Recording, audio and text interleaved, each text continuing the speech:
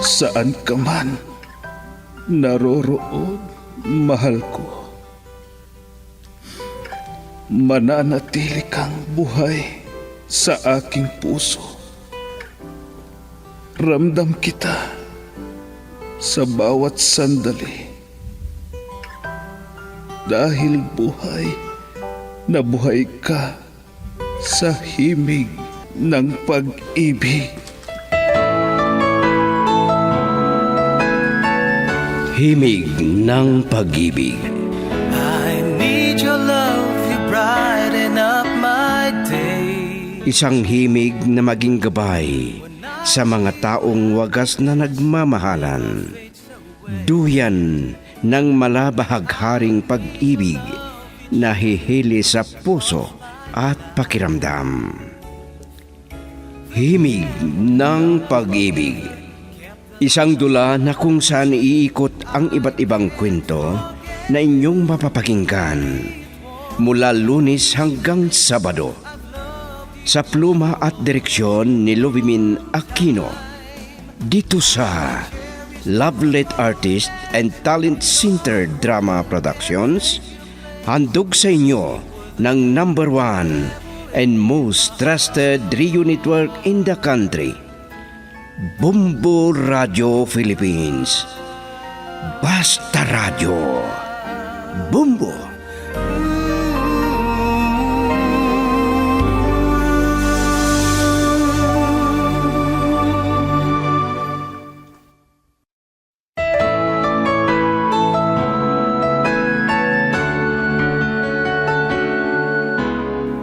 Ang nakaraan, sobra ang saya ni Carla dahil naroon na naman si Jigo sa piling niya.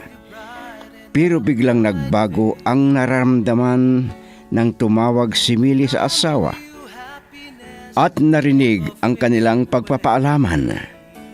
Kaya sa gabing yon, pinaalis ni Carla si Jigo at walang nagawa ang lalaki. Kaya nagtaka si Millie nang umuwi ang asawa dahil ang sabi niya matutulog sa opisina nila. At ngayon, narito ang karugtong ng isang linggong kasaysayan na pinamakatang Makasalanan na Pag-ibig. Dito sa ating dula, Himig ng Pag-ibig. Deep within, forever in my heart. Siguro ay may hindi kayo pagkaintindihan ni Jacob, ano? Wala po, itay. Pero gusto ko lang magpalipas ng oras. Kaya dito muna ako. Ano? Opo, itay. Kumuha ako ng bakasyon ko. Dahil nararamdaman ko na parang napapagod ako.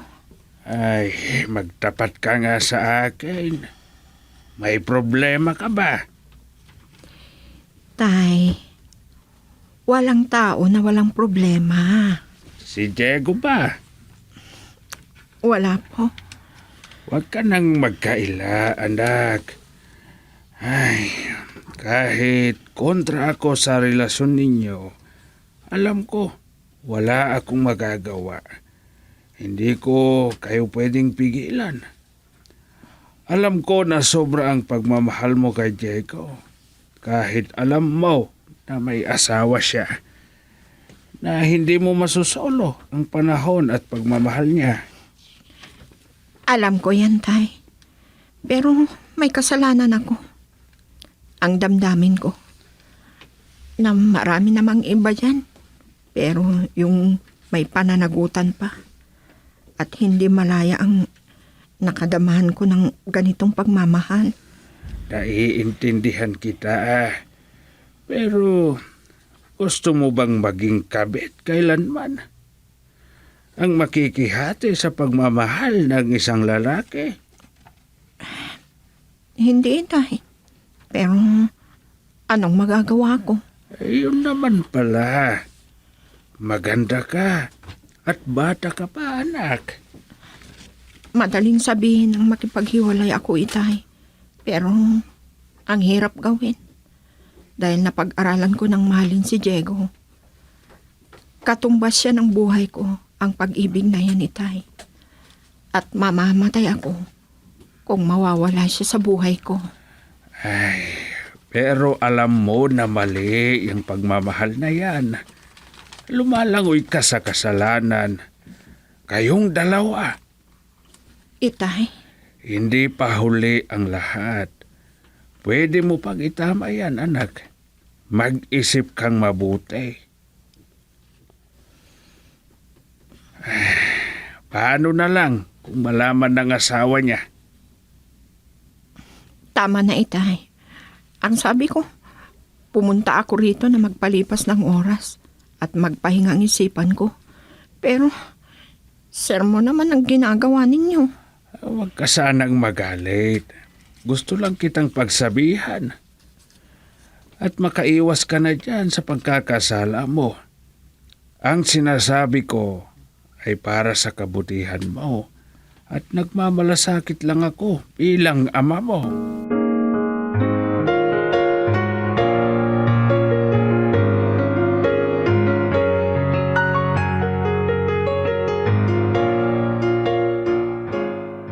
Mabuti naman at umuwi rin si Diego kagabi. Opo. Hindi raw makapagpahinga doon sa opisina nila dahil walang magandang higaan doon. Ganun ba? Opo, Nay. Siguro. Naalis na rin ang hinala mo na may ibang ginagawa ang asawa mo. Hindi ko po alam dahil sa hindi ko mabigyan ng anak. Kaya posibleng humanap ng baby maker o kaya aanakan. Ano? Ayan ka na naman. Siguro, kung mangyayari yan, wala akong magagawa, Nanay, kundi tanggapin ang lahat. Ano? Kung yan ang kaligayahan niya, di tanggapin ko. Dahil hindi ko siya mabigyan ng gusto niyang anak. Sinabi ko naman na mag-ampon na lang kayo. Marami diyang mga bata na walang magulang. Opo, pero iba yung nanggaling sa akin.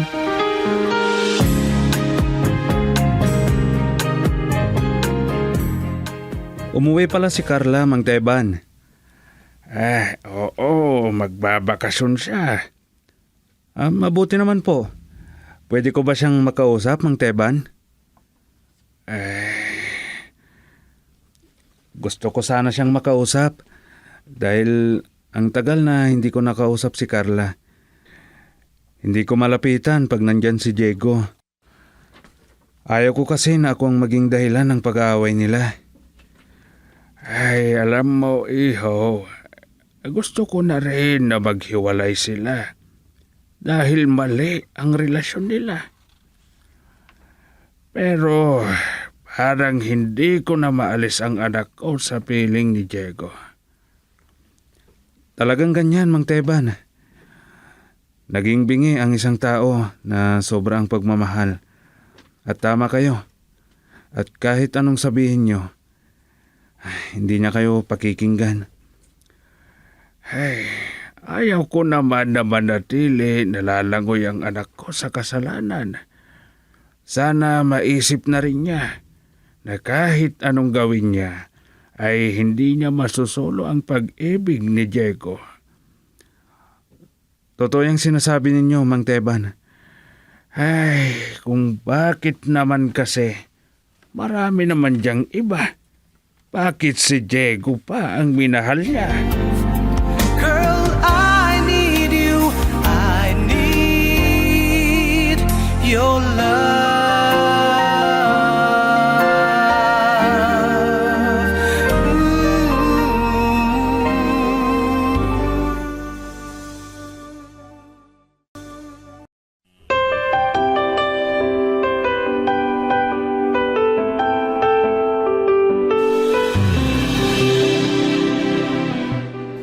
Nandito na ako sa apartment ni Carla. Pero tika, nakapadlock sa labas. Ang ibig sabihin ay wala si Carla. Umalis. At hindi niya sinasagot ang tawag ko. Ano kayang ibig sabihin nito? Umuwi na kaya siya? Wala naman siyang sinabi sa akin. Kaya lang, puntahan ko sa trabaho niya. Baka hindi niya gustong sagutin ang tawag ko. Mula nang pumunta ako rito, hindi ko na siya nakausap. Hindi niya sinasagot ang tawag ko. Pero hindi. Kailangan na makapag-usap kami. Hindi pwedeng mawala sa buhay ko si Carla. Pero, kailan pa kaya nawala siya dito?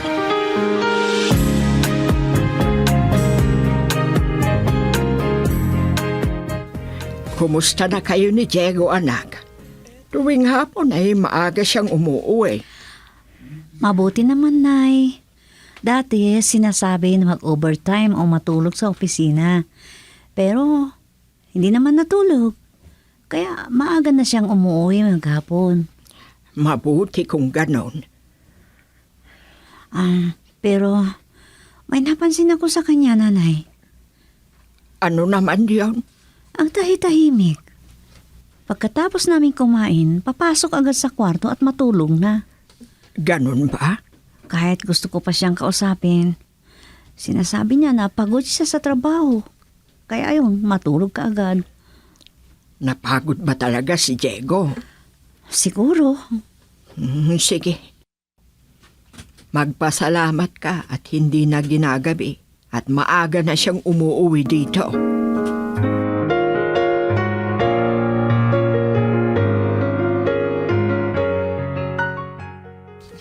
Salamat at gusto mong makipag-usap sa akin, Carla. Pumunta ka ba rito para sermonan mo ako? Carla, Alam ko naman kung anong sasabihin mo. sana huwag sasakit ang loob mo. Malapit tayong magkaibigan, Carla. Ang gusto ko ay makaiwas ka sa mabigat na kasalanan. Pakiusap. Huwag mo nang ulitin yan sa akin. Importante ka sa akin bilang kaibigan, Carla. Kaya ayaw ko na magiging malungkot ka. At lagi ka na lang nagkakasala. Pwede ba? Tama na. Carla, Sinermonan na nga ako ng tatay ko. Ganyan din ang gagawin mo. Gusto ko ng tahimik at walang istorbo. Kaya umuwi ako. Pero parang may nanggugulo sa isip ko dahil sa'yo. sige, Carla. Pero sana makapag-isip ka ng mabuti. At malaman mo na mali ang pinasok mong relasyon. Jerlon, Ano man ang ibunga nito, ay huwag kang mag-alala. Nandito kami ni Mang Teban na aalalay sa'yo.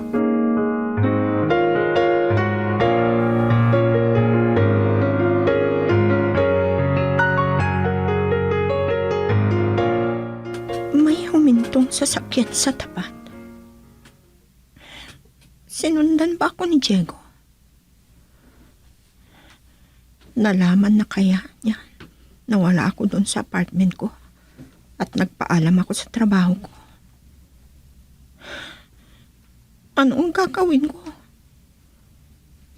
Makikipaghiwalay na ba ako sa kanya? Sasabihin ko ba sa kanya na kalimutan na niya ako? Na maghiwalay na kami? Na palalayain na niya kaya ako? Ang dapat kong gawin ay ang gusto ni Itay.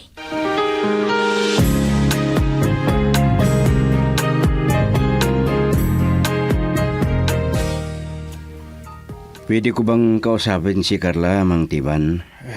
Pwede ba, Diego? Tigilan mo na ang anak ko. Mahal ko po si Carla, Mang Tiban. Kalokohan yan. Paano mo sasabihin na mahal mo ang anak ko? May asawa ka na. Hindi ka ba naawa sa kanya? Mang Tiban, Sinisira mo lang ang buhay ng anak ko. Kung talagang mahal mo ang anak ko, palayain mo siya maghiwalay na kayo bago pa malaman ng asawa mo. Mang Tiban, Pakiusap, Diego. Sana pakinggan mo ako. Tigilan mo na si Carla bago pa ako ang magsabi sa asawa mo tungkol sa relasyon ninyo. ano? Ha, gagawin ko yan. Kung hindi mo gagawin ang sinasabi ko, napalayain mo na si Carla. Ang kapal ng mukha mo. Akalain mo na kaya mong humarap sa akin. Ha, kahit bawal ang relasyon ninyo ni Carla. Kaya putulin na ninyo ang relasyon ninyo. Hindi ko magagawa yan, Mang Tiban. Sasabihin ko sa iyo, Diego, magagawa ko ang sinasabi ko. Hindi ako nagbibiro. Dahil ayaw ko na lumalangoy ang anak ko sa kasalanan. Naiintindihan mo? Girl, I need you.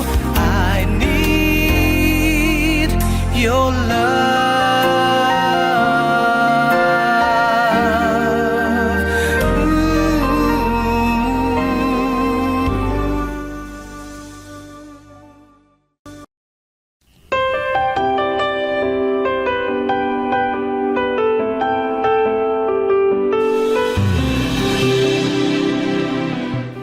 Ikinalulungkot ko ang ginawa ko.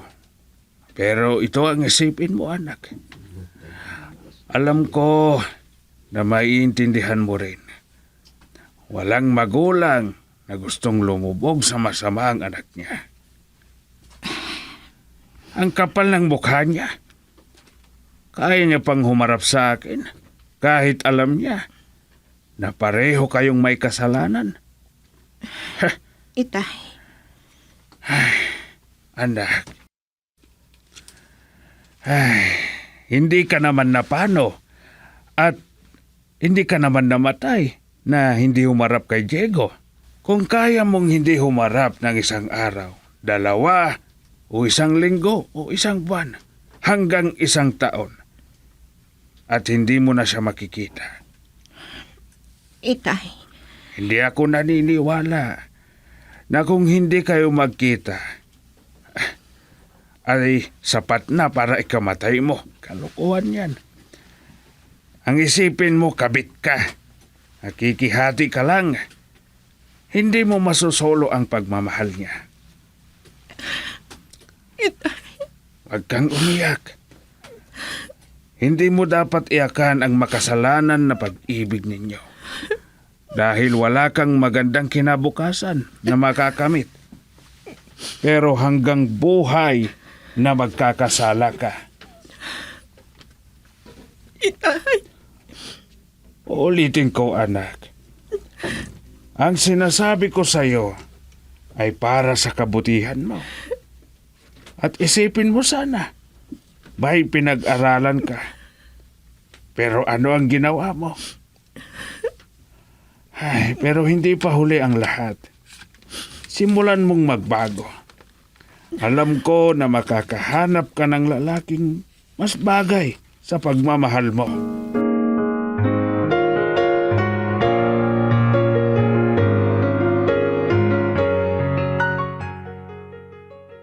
Hindi pwede na hindi kami makapag-usap ni Carla.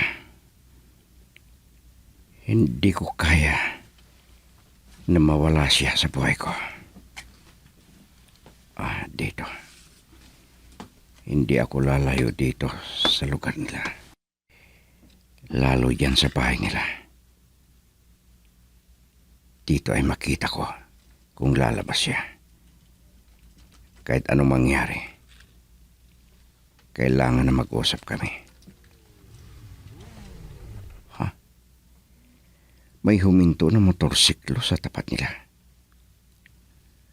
Sino kaya yun? Ayun. Pumasok ng lalaki. Sino kaya yun? Pumunta sa bahay nila Carla. At Si Carlang nagbukas ng pinto. Sino kaya yon? Hindi pwede.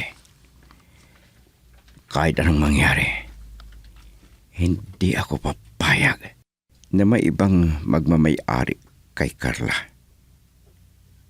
Kahit makapatay pa ako, dadaan muna sa ibabaw ng bangkay ko bago niya maagaw si Carla.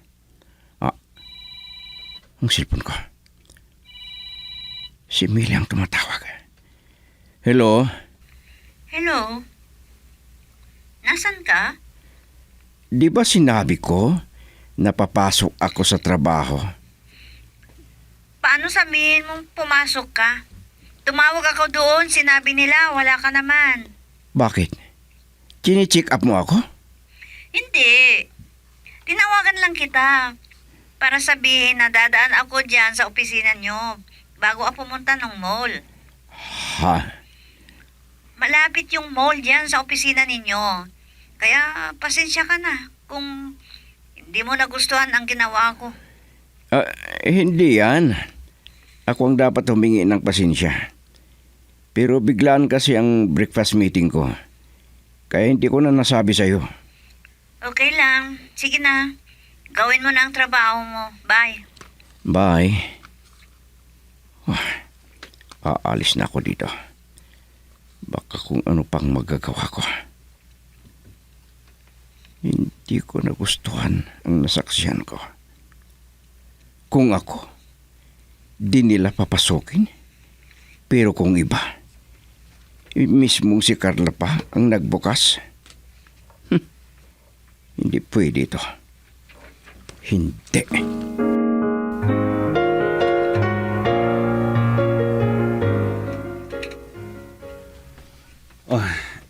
Noon, namamasyal tayo sa mall o kaya sa parke. O kaya doon sa tabing dagat. Salamat, Jerlon. Hindi ko makakalimutan yon. Pero iba noon at iba ngayon. Alam mo, hindi tama ang pakikipagrelasyon mo kay Diego. Alam ko, pinagpapalipasan ka lang niya ng oras. Pag magkagalit silang mag-asawa. Pero alam mo na hindi mo siya masusolo. Mahal ako ni Diego. Carla, makasalanan na pag-ibig yan. Dahil dalawa kayo sa buhay niya. At hindi ako naniniwala na hindi niya mahal ang asawa niya. Jerlon, Aminin mo man o hindi, binulag ka sa pakunwaring pag-ibig ni Diego at ang katawan mo lang ang minahal niya. hindi totoo yan. Totoo ang sinasabi ko, Carla. Kahit naglalambingan kayo, ay hindi pwedeng hatiin ang katawan at ang puso niya. Pakiusap. Umalis ka na. Kahit ano pang sabihin mo, ay walang makakadlang sa akin na mahalin si Diego. Wala kang karapatan na makialam sa relasyon namin dahil kaibigan lang kita. Kaya umalis ka na. Hindi kita kailangan. Girl, I need you. I need your love.